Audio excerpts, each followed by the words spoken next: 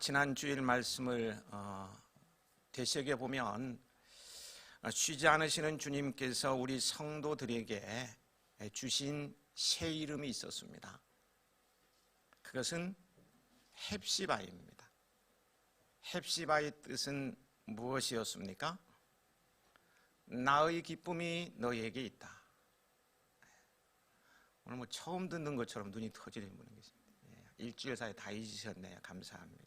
나의 기쁨이 너희에게 있답니다.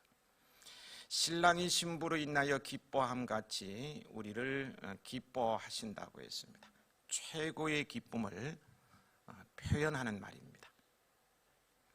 저는 간혹 여러분도 그러하시리라 생각을 합니다만, 나로 인해 기뻐하시는 그 하나님 아버지를 생각할 때에 가슴이 뜨거워지곤 합니다.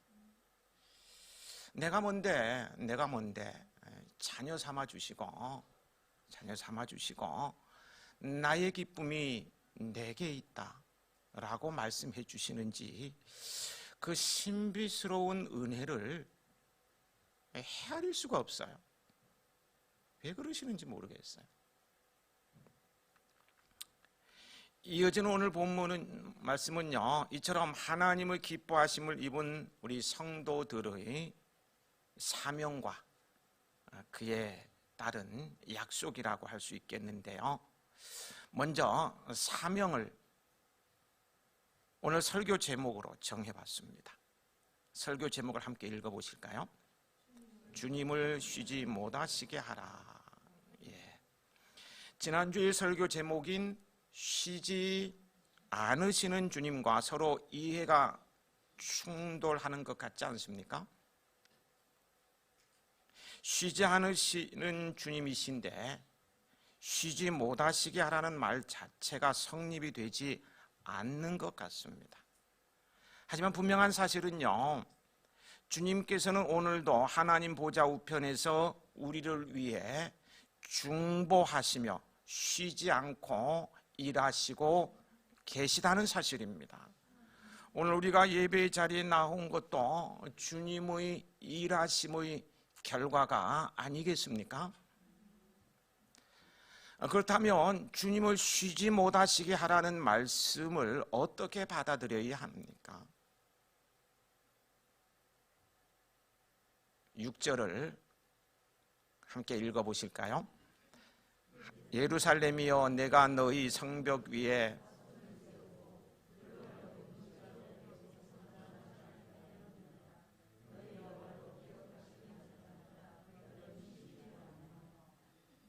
예루살렘의 성벽 위에 파수꾼을 세웠다고 하였습니다. 파수꾼은 적의 침입을 미리 감지하여 성내에 알리는 것을 주된 임무로 부여받아 세워진 경계병, 요즘 말하면 보초병입니다. 그러나 7절에 의하면요, 여기서 말하는 파수꾼은 그런 경비병이 아니고 여호와께서 예루살렘을 세워 세상에서 찬송을 받게 하시기까지 그로 쉬지 못하시게 하도록 하기 위하여 세움을 받은 자입니다. 여기서 예루살렘이란 하나님의 백성을 상징하는 대표적 표현입니다. 예루살렘 하면 하나님의 백성, 이렇게 이해를 하면 된다는 것이죠. 그리고 세운다는 것은 구원하다, 회복하다, 확고히 한다라는 의미가 있습니다. 따라서요, 여기서 말하는 파수꾼의 사명은 주님께서 그의 백성을 완전히 구원하기까지, 그들이 구원의 은혜 가운데 든든히 서서 세상 사람들에게 칭송을 받을 때까지 그 구원 사역을 쉬지 못하시도록 하는 것임을 알 수 있습니다. 주님을 쉬지 못하시게 하는 것이 파수꾼의 사명이요 사역이라는 거예요. 그러면 어떻게 하는 것이 주님께서 구원의 사역을 쉬지 못하시도록 하는 파수꾼의 사역일까요? 거기 6절 중반부에 보면은요, 주야로 계속 잠잠하지 않게 하는 것이라고 말씀하고 있어요. 주야로 계속 잠잠하지 않게 하는 것, 이는요 쉬지 않고 기도한다는 말입니다. 따라서 파수꾼이 주님으로 하여금 자기 백성을 위한 구원 사역을 쉬지 못하게 하는 방법이 뭐예요? 끊임없는 기도임을 알 수 있습니다. 여기서의 기도는요 내 자신을 위한 개인 기도가 아닌 나 외의 가족, 친지, 친척들, 성도, 이웃, 교회, 나라 등 다른 사람을 위한 도고 기도입니다. 도고 기도라고 했습니다. 도고 기도가 무엇일까요? 도고란 빌도자와 고할고자, 아시죠? 빌고 고할고자 합성어로 문자적으로는 기도로 고하다는 뜻인데요, 나 외에 다른 사람을 위해, 사물들을 위해 기도하는 것을 의미합니다. 이를 우리는 흔히 중보기도라고 말합니다. 하지만 중보와 도고의 차이점을 이해한다면요, 도고 기도라는 용어를 사용하는 것이 더 바람직하다는데 동의를 하게 될 것입니다. 도고가 나 자신이 아니라 남을 위해 기도하는 것이라고 한다면, 중보는 중보자 되시는 예수님께서 우리를 위해 드리는 기도라고 말할 수 있습니다. 중보자란 하나님과 죄인 사이를 화목하게, 이 화해시키는 자를 의미하는데요, 중보자는 단 한 분, 예수 그리스도 뿐이시기 때문입니다. 디모데전서 2장 5절에 하나님은 한 분이시요 또 하나님과 사람 사이의 중보자도 한 분이시니 그 사람이신 그리스도 예수라고 했습니다. 따라서 중보기도란 중보자이신 예수님께서 우리를 위하여 간구하시는 기도를 가리키는 거예요. 엄격히 말한다면 중보기도는 오직 예수님에게서만 사용될 수 있고요, 우리 사람들이 하는 기도는 중보기도가 아닙니다. 왜냐하면 우리 사람들은 중보자가 될 수 없기 때문입니다. 중보자는 오직 한 분 예수님밖에 안 계셔서 그런 거예요. 그러면 우리가 드리는 기도를 중보기도라고 하지 않고요, 도고기도라고 부르는 것이 맞는 거예요. 그러므로 우리 교회에서는 남을 위한 기도, 모든 사물들을 위한 기도를 도고기도로, 남을 위해서, 다른 사람을 위해서 간구하는 기도자를 도고기도자로 명명해서 부르고자 합니다. 기억해 두시고요, 그렇게 활용하시기 바랍니다. 하지만 중보기도나 중보기도자란 단어를 사용한다고 해서요 문제를 삼아서는 안 된다고 봅니다. 이미 보편화된 데다가, 왜 이것이 보편화된지는 제가 잘 모르겠어요. 축복이란 말이 왜 보편화됐는지도 잘 모르겠고, 하여튼 간에 보편화돼서 중보기도가 이제 보편화된 데다가 말이나 형식에 매이면 안 되기 때문입니다. 중요한 것은 성령 안에서 영으로 기도하는 것입니다. 오늘 중요한 사실은요, 하나님께서 오늘 도고 기도할 자들을 찾고 계시다는 거예요. 우리 교회 안에 주께 헌신된 많은 도고 기도자들이 세워졌으면 좋겠습니다. 좋겠어요. 중보와 도고의 차이에 대해서 부록으로 잠시 말씀을 드렸고요, 주님으로 하여금 자기 백성을 위한 구원 사역을 쉬지 못하시게 하는 방법이 쉬지 않고 도고 기도를 하는 것입니다. 그렇다면 여기서 말하는 주님으로 하여금 구원 사역을 쉬지 못하시게 도고 사역을 하도록 세움을 받은 파수꾼인데, 이 파수꾼은 누구일까요? 누가 도고 기도의 파수꾼이냐는 것입니다. 먼저 구약적 관점에서 본다면요, 이들은 다니엘과 에스겔 같은 선지자를 가리킨다고 할 수 있습니다. 에스겔서 36장 32절에 38절을 보면 하나님은 바벨론에 의해 황폐화된 이스라엘을 다시 회복시켜 주실 것을 약속하시면서 한 가지 조건을 제시하셨어요. 지금 우리가 이사야서를 계속 듣고 있는데요, 이 배경은 바벨론 포로입니다. 바벨론. 그러니까 이스라엘이 완전히 망해서 바벨론으로 포로로 끌려갔을 때에 국권을 상실한 것이죠. 다시 해방이 되어서 본토로 돌아간다는 것은 거의 불가능한 상황이었습니다. 그럴 때 하나님께서 내가 회복시켜 줄 테니까 황폐한 땅을 다시 되찾고 거기에 기름진 옥토를 만들어 줄 테니까 그 대신 너희들은 이 한 가지를 해야 된다 라고 한 가지 조건을 제시한 거예요. 그것이 무엇일까요? 그것은 이스라엘의 구원을 위해서 하나님께 기도하여야 한다는 것입니다. 하나님께서 다 이루겠다는 거예요. 포로에서 해방되고 본국으로 돌아가서 그 황폐한 땅을 기름진 옥토로 다 만들어 주겠다는 거예요. 그런데 너희들은 한 가지 할 것이 있다. 기도하라는 거예요. 기도하라는 거예요. 나라를 위해서 기도해야 돼요. 이러한 하나님의 요구에 따라서요, 에스겔이나 다니엘서를 읽어보세요. 다니엘 선지 같은 이들은요, 이스라엘의 구원을 위해서 쉬지 않고 기도했습니다. 막 금식하면서 기도하는 것을 보게 돼요. 그야말로 이스라엘을 위한 도구의 파수꾼의 역할을 감당하였던 것입니다.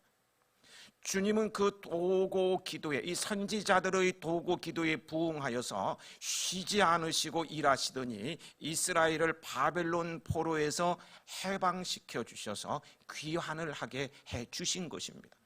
70년 만에 포로 귀환을 이룰 수 있었던 거예요. 오늘 우리가 나라를 위한 도구 기도자가 되어야 할 이유가 바로 여기에 있습니다.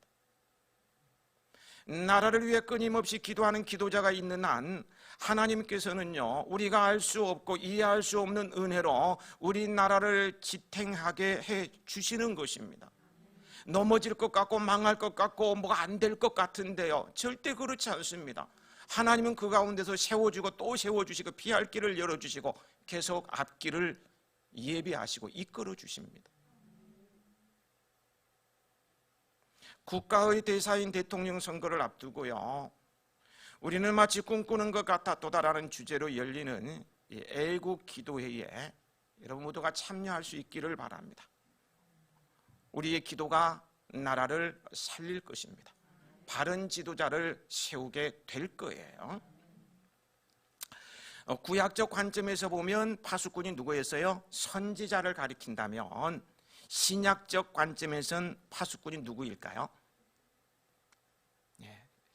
주님께서 택하신 모든 백성들을 위해 구원 사역을 쉬지 못하시도록 곧 예루살렘의 건설을 완성하시기까지, 하나님의 나라가 완전히 이루어지기까지 말이에요, 쉬지 못하시도록 도구 기도를 쉬지 않아야 할 사람들을 가리킵니다.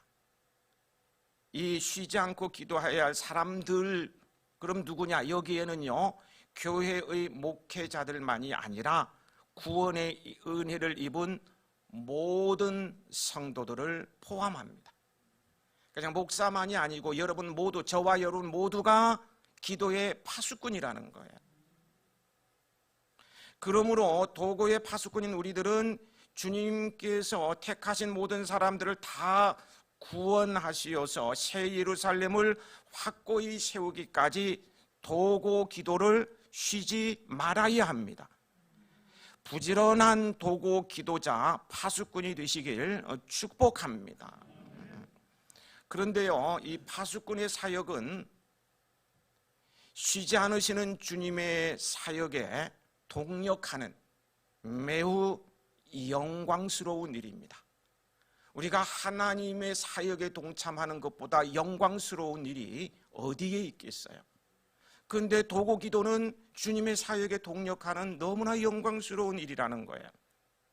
앞서는 1절에 의하면은요, 나로 지칭되는 예수 그리스도는 시온과 예루살렘, 즉 교회요, 성도의 구원을 위하여 쉬지 않으실 것이라고 말씀하고 계시기 때문이에요.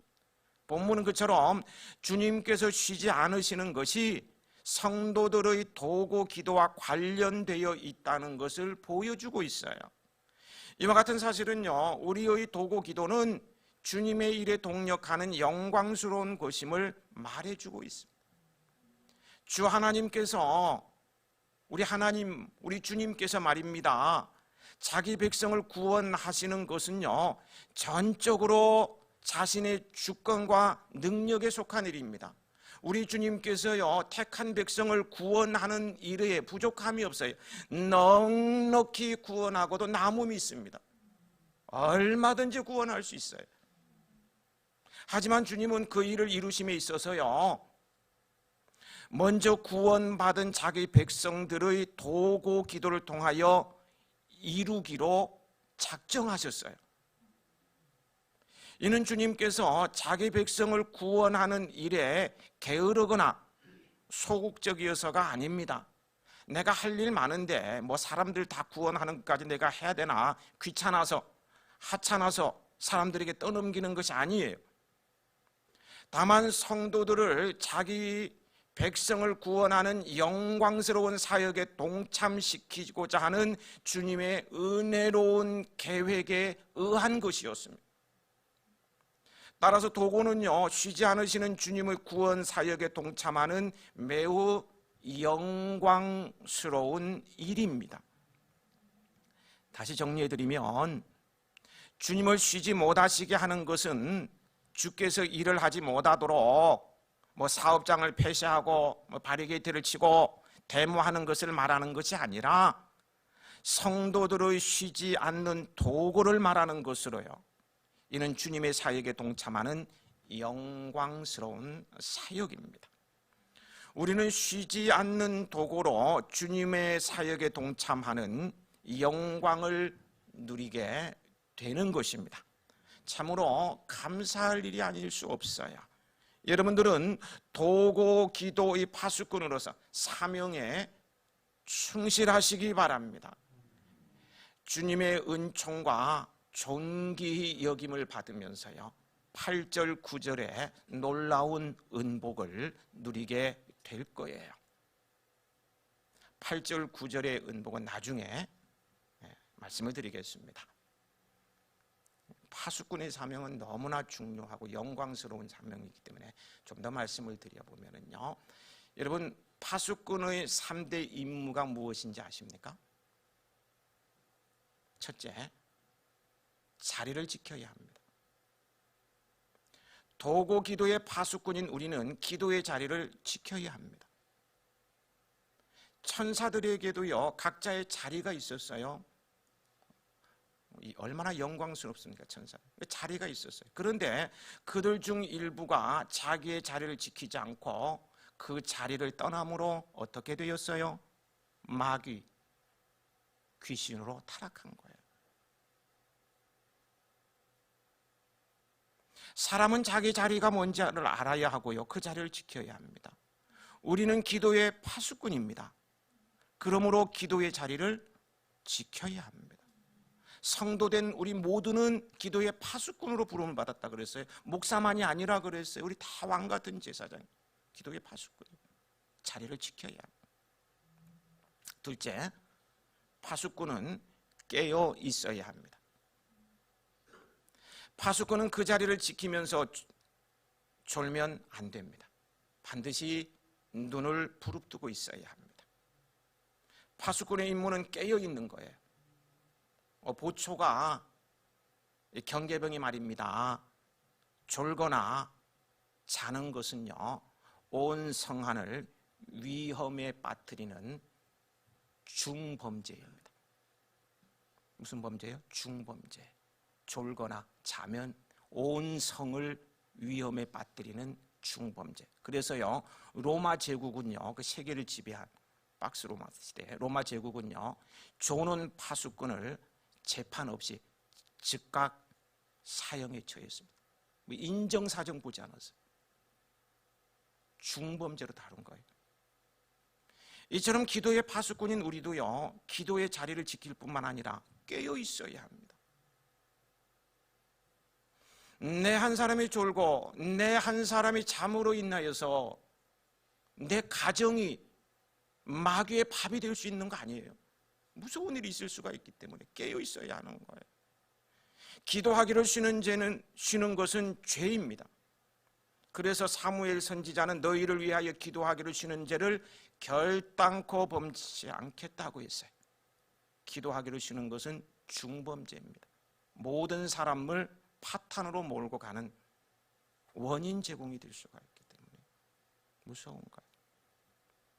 셋째, 파수꾼은 위험이 왔을 때 외쳐야 합니다. 파수꾼이 경계를 사는데 적군들이 쳐들어오면은요, 적군이 온다, 쳐들어온다, 일어나라, 잠자는 백성아 일어나라, 군인들아 일어나, 완전 무장하라, 큰 소리로 외쳐야 합니다. 파수꾼이 한밤중이라고 해서요, 아이고 성 안에 있는 모든 성도들이 곤해서 피곤하게 잠들고 있을 테니까 깨우면 안 된다 라고 조용히 있으면 안 된다는 거예요. 큰일 나는 거잖아요. 파수꾼은 낮이나 밤이나 파수해야 합니다. 하물며 하늘의 하나님께서 우리를 기도의 파수꾼으로 세워주셨다고 하면 낮이나 밤이나 잠잠치 말고 기도해야 합니다. 나의 기도가 우리 가정을, 나의 사업장 일터를, 교회를, 나라를 지켜냅니다. 잠잠치 말고 밤낮으로 도구하는 기도의 파수꾼이 되시길 축복합니다. 근데 지난주에는 아멘이 힘이 들어가는데 오늘은 아멘에 힘이 안 들어가고 몇 분만 하잖아요. 도구 기도 하라니 굉장히 중압감을 느끼는 것 같은데 이게 복 받을 일인데,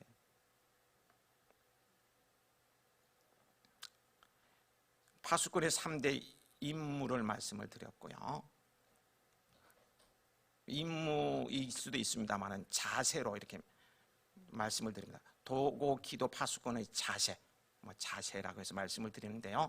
6절 도구 기도 파수꾼의 자세는 어떠해야 되는가? 6절 후반부에 보면은요, 어떻게 기도해야 하는지에서 말해주고 있어요. 너희 여호와로 기억하시게 하는 자들아, 너희는 쉬지 말며. 두 가지 자세가 나와 있어요. 먼저요, 약속의 말씀에 근거하여 기도해야 합니다. 막 무대뽀로 기도하면 안 된다는 거예요. 여기 기억하게 하시는 자는요, 왕이 백성들에게 약속한 것을 기록해 놓았다가 왕에게 그 약속을 깨우쳐 실현하게 하는 일을 하는 사람을 말합니다. 이해를 돕기 위해서요, 요즘식으로 좀 말씀을 드려보면요, 이 선거철이 되면은 뭐 국회의원이든 시장이든 뭐 도지사든 뭐 대통령이든 그 선거에 나오는 후보자들은요, 지역을 돌면서 이 민원을 듣고 공약을 합니다. 가는 데마다 막 이거 해달라 그러면 알았습니다. 이렇게 다 들어서 오케이 한다고. 그럴 때 그 후보자가 기록하느냐? 기록할 시간도 없어요. 그리고 공약을 하도 많이 하니까 다 잊어버려요. 수행 비서가 있습니다. 따라다니면서 전부 기록합니다. 비산 3동 102번지 어디에? 교회가 102번지요. 102번지에 갔더니 해학교에 갔더니 교인들이 4차선을 저 길을 닦아달라고 했다. 다 기록했다가 예를 드는 거예요. 그리고는 당선자가 되면, 그리고 그 재직을 할 때 얘기합니다. 이런 약속을 했습니다. 이런 약 다 일깨워 주어서 그 공약을 실현하도록 한다는 것. 그런 얘기입니다. 그런 얘기예요. 기도는 약속을 기억나시게 하여 하나님께서 그 약속을 실현하도록 하는 영적인 작업입니다. 너무 어렵게 말씀을 드렸나요? 쉽게 말씀을 드리면 하나님의 약속의 말씀을 근거해서 기도해야 한다는 거예요. 하나님의 약속을 붙잡고, 하나님 성경에 이렇게 약속하셨으니 그 약속을 오늘 이루어 주옵소서, 우리 가정에 이루어 주시고 나에게 이루어 주시고 우리 나라에 이루어 주옵소서. 이렇게 기도하는 거예요. 하나님의 말씀인 성경에는요, 수없이 귀중한 약속들이 있습니다. 그러나 그것을 알지도 못하고요, 사용하지도 안 하고요, 주장하지도 않으면 그 약속의 실현을 경험할 수가 없습니다. 그 놀라운 그 하나님의 능력, 풍성한 은혜, 말할 수 없는 기쁨을 경험하지도 누리지도 소유하지도 못하게 되는 거예요. 여러분은 약속의 말씀을 붙잡고 기도하여 응답받는 성도가 되시기 바랍니다. 그리고 쉬지 말고 기도해야 합니다. 쉬지 말고 기도해. 너희는 쉬지 말며, 그렇게 나왔죠. 우리는 결코 기도를 쉬지 말아야 합니다. 몸이 피곤하다는 이유로 기도를 쉬지 말아야 합니다. 육신이 피곤하다는 이유로요, 기도 생활을 게을리해 보세요. 무슨 일이 일어나요? 시험이 찾아오게 돼요. 시험이 찾아오게 돼요. 그러므로 피곤하다고 할지라도 하나님께 나와 부르짖고 기도해야 합니다. 하나님께 나오는 건 꼭 성전을 의미하는 건 아니에요. 출장 가면 교회 못 오지요. 출장 간 현장에서요. 운전하고 있으면 운전하는 자리에서요. 혹시 몸이 불편해서 자리에 누워 있으면 그 침상에서 그 시간 되면 기도해야 하는 거예요. 또 기도를 많이 했다는 이유로 기도를 쉬어도 안 됩니다. 기도를 충분히 했다고 자만할 수 있는 사람은 아무도 없기 때문입니다. 나는 그동안 기도를 이만큼 했으니까 주의 병에 가득 채웠으니까 이제는 기도를 안 해도 하나님이 알아서 척척 해주고. 착각이죠. 착각엔 커트라인이 없다고. 위대한 착각이에요. 찰스 스펄전 목사님, 당대의 최고의 설교자죠. 그 목사님은 천국으로 가는 길은 마치 자전거를 타고 페달을 밟아 오르막길을 올라가는 것 같다고 했습니다. 자전거 탈 줄 아십니까? 자전거를 타고요, 페달을 밟으면서 내리막길이 아니고 오르막길을 올라가는 것과 같다고 했어요. 오르막길 올라가는 거예요. 근데요, 오르막길 3분의 2 정도를 올라갔다가 아마 5분의 4라 그럴까요? 하여튼 거의 다 올라갔다가요, 내가 많이 올라왔네, 조금밖에 안 남았네, 많이 올라왔네, 이제는 많이 올라왔으니 페달을 밟느라고 다리도 아팠어, 이제는 페달을 놓자 하면 어떻게 되겠습니까? 오르막길을 올라, 이제 목적지 다 왔어요. 1m 앞까지 왔어요. 다 왔으니까 아이고 다리 아파, 페달을 놓자, 페달을 놓았어요. 어떻게 되겠느냐? 멈추어섭니까? 아니에요. 미끄러지다가 자빠져요. 끝나는 거예요. 목적지 도달이 안 된다는 거예요.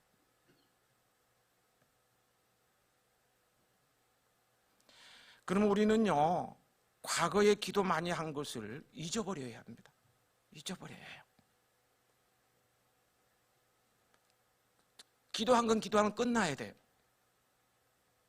그리고 지금 기도를 하고 앞으로도 기도를 많이 하겠다는 각오로 기도해야 합니다. 그냥 끝까지 똑같은 모양으로 기도해야 된다는 거예요. 응답이 없어서 낙심이 된다는 이유로 기도를 쉬지 말아야 합니다.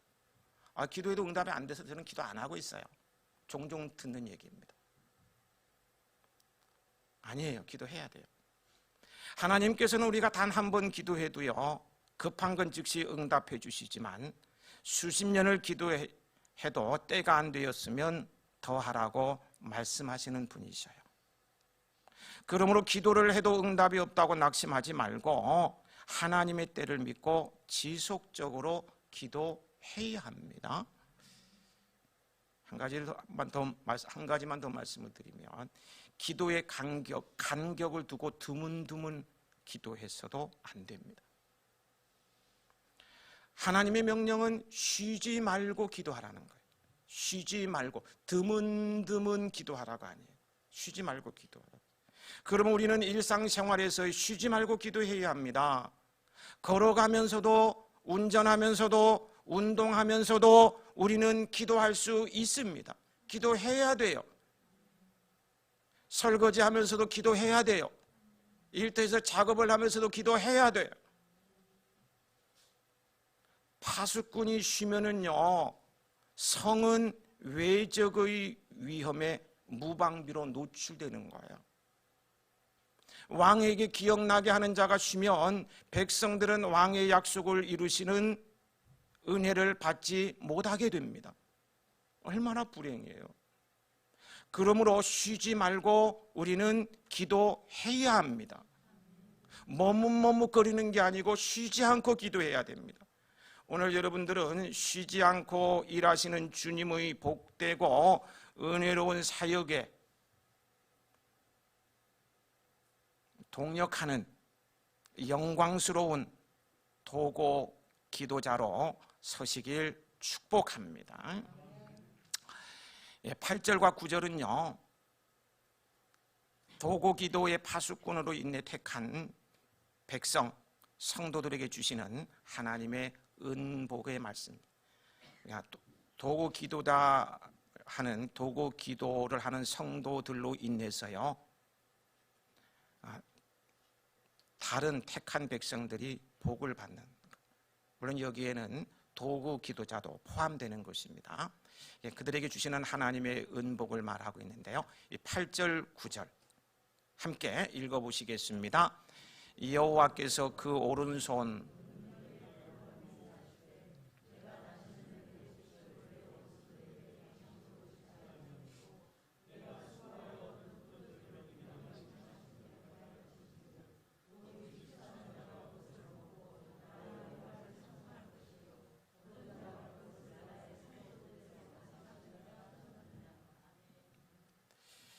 그동안은 애써 농사를 지어 그동안은 애써서 농사를 지어 추수 때가 되면 원수들에게 빼앗겼어요. 고생은 내가 실컷 하고 남 좋은 일만 한 것입니다. 그런데 앞으로는 내가 수고하여 거둔 것을 원수들에게 빼앗기지 아니하고 내가 먹고 마시게 될 것이라는 말씀.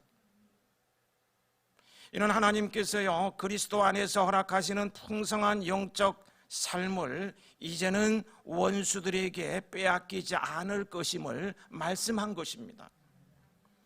도고 기도의 파수꾼의 사명을 감당하는 성도들에 대한 완전한 보호의 약속이요, 채우심, 돌보심의 약속인 거예요. 그런데요, 우리가 본문에서 분명하게 알아야 할 한 가지 사실이 있습니다. 그것은요, 하나님은 사람이 자신이 수고한 것을, 자신이 거두는 것을 복으로 말씀하고 있다는 거예요. 내가 수고한 것을 내가 거두는 것이 복이라고 말씀하신다는 거예요. 이는 우리 인생이 생각하는 복의 개념과는 다소 거리가 먼 이야기일 수 있습니다. 우리는 일반적으로요, 자기가 수고한 것을 자기가 거두는 것을 복이라고 생각하지 않고 지극히 당연한 일로 생각합니다. 자신의 노동의 대가로 거두는 것은 복이라고 여기지 않는 거예요. 내가 노력했으니까 당연히 그것은 받는 거예요. 이건 복이 아니라고 생각을 한다는 거예요. 대신 복이라고 하면요, 로또 복권 1등에 당첨되는 것과 같이, 아파트를 구입을 하고 사는데 하룻밤 사이에 10억이 뛰었어요. 와, 대박이죠. 10억, 하룻밤 사이에 10억. 제가 사모에 살 때 그 앞집에 있는 할아버지가 자랑하더라고요. 저거 7억짜리인데 7억짜리인데 하룻밤 사이에 10억 뛰었어. 집 없는 나를 놀리는 거예요. 대박이죠. 어떻게 하룻밤 사이에 이런 걸 복이라고 생각해요. 자기가 수고도 하지 않는 것을 거두는 것이라고 생각한다. 그래서요, 일반 사람들이 그렇게 하다 보니까 교인들도 그런 생각을 하고 있는 것 같아요. 하나님께 복을 구할 때에도요, 자기가 수고하지 않은 것을 얻고자 구하는 경우가 있다는 거예요. 수험생을 예로 들어볼까요? 수험생들 시험에 들지 마세요. 그냥 열심히 하면 돼요. 그냥 예를 드는 거예요. 공부는 안 하면서 성적은 뒤로 1, 2등 하면서 하나님 저 서울대학교 들어가게 해주세요. 그러면 하나님의 영광을 드러내겠습니다. 이렇게 기도하는 거예요. 실력은 아무것도 없는 주제에 실력을 쌓으려고 노력하지는 않고 하나님 좋은 직장에 들어가게 해주시면 그곳에서 하나님의 영광을 드러내는 사람이 되겠습니다. 이렇게 기도합니다. 그러나 이는 매우 잘못된 생각이요, 기도입니다. 성경적 의미의 복은요, 그처럼 노력 없이 무언가를 얻는 것이 있지 않아요. 성경에서 말하는 복은 그야말로 하늘에서 뚝 떨어지는 것이 아닌 자기가 수고한 것을 잃어버리지 않고요, 잃지 않고 자기가 거두는 것입니다. 시편 128편을 보면 자기 손으로 수고한 대로 먹는 것이 복이라고 말씀하고 있습니다. 거기에 보면 1절에 여호와를 경외하며 그의 길을 걷는 자마다 복이 있도다 라고 선언을 해놓고요, 이어지는 2절 내용을 보면은 2절에 내가 내 손이 수고한 대로 먹을 것이라 내가 복되고 형통하리라고 하였어요. 그렇습니다. 손이 수고한 대로 먹는 것이 복입니다. 아멘은 안 하는 거예요. 좀 서운해요. 대박 인생이 돼야 되는데. 근데 IMF가 아니고 지금 뭐죠? 코로나를 맞이하고 난 다음에 이게 돈을 제대로 월급도 받지 못하고 이런 분들이 그런 말씀을 하더라고요. 야, 손으로 수고하고 그 대가를 받는 게 복인 줄 몰랐습니다. 그런 말씀 하는 거예요. 손이 수고한 대로 먹는 것이 복입니다. 우리가 손으로 수고한 것 이상으로 구하는 것은 죄송합니다. 미안하지만 복을 구하는 것이 아니에요. 그것은 탐욕입니다. 이는 마음속에 도둑놈, 이 도둑이 들어앉아 있다 해도 과언이 아니에요. 도둑은 자기가 수고하지 않은 것을 얻으려는 자입니다. 따라서 우리가 손으로 수고하지 않은 것을 얻고자 기도한다면 그것은 복받기를 원하는 기도를 가장하여서 자신의 탐욕을 채우고자 하는 도둑놈의 기도에 지나잖아요. 참, 나 오늘 너무 과격하다.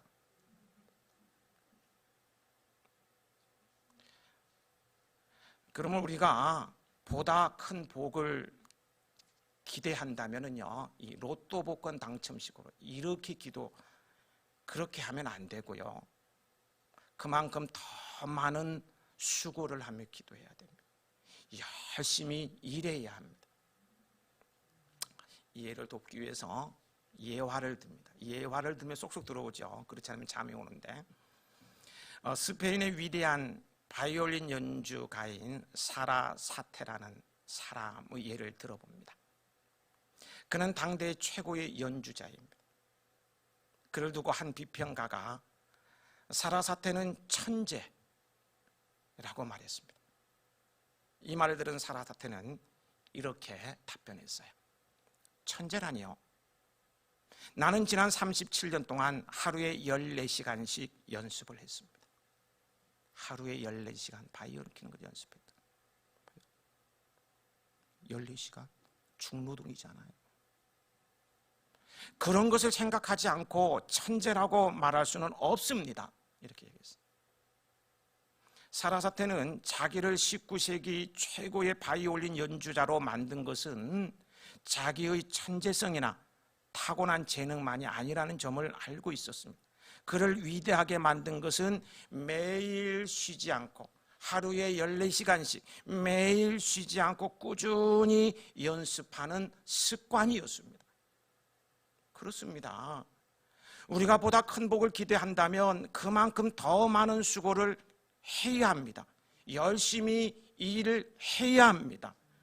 하나님은 심은 대로 거두게 하시는 분이시고요, 이처럼 정직한 땀과 수고를 아끼지 않는 자에게 좋은 것을 아끼지 않는 분임을 분명히 알으셔야 해요. 우리 해야인들은 텃밭을 통해 실제 경험을 하고 있지 않습니까? 그죠? 예, 올해도 안수집사회에서는 텃밭 분양을 준비하고 있는 것으로 알고 있는데요, 이 텃밭을 통해 심은 대로 거두는 진리뿐만 아니라 수고한 만큼, 열심히 노력한 만큼 수확하게 되는 기쁨을 경험하게 될 것입니다. 쉬지 않고 기도하는 도고 기도의 파수꾼이 되어서요, 그 수고한 대로 거두게 하시는 하나님의 풍성한 복을 받아 누리는 여러분이 되시길 축복합니다. 무늬만의 도고 기도자가 아니고요, 열심히 땀 흘려서 수고하면서 기도하는 자가 되라는 거예요. 또한 요한 거기 8절 9절을 한마디로 하면은요, 부흥이라고 할 수 있는데요, 기도의 파수꾼 된 여러분에게 성령의 기름 부으심으로 영적 부흥이 있기를 축복합니다. 도고 기도는 주님의 사역에 영광스럽게 동참하는 것이기에 그만큼 큰 은총과 귀중히 여김과 절대적인 보호가 따릅니다. 영광스러운 기도의 파수꾼 되어 나도 살고 가족도 살리고 교회도 이웃도 나라도 살리는 여러분을 주님의 이름으로 형통하시길 축복합니다.